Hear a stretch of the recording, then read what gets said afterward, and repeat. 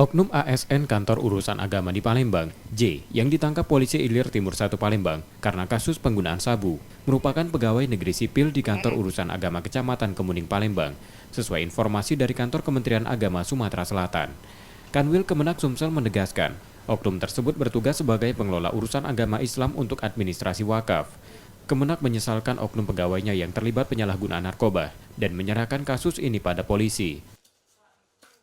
Oknum ASN yang berinisial J ini tidak sama sekali pernah melakukan kegiatan penasihat perkawinan, juga tidak sama sekali pernah diberikan tugas untuk melakukan penasihatan perkawinan.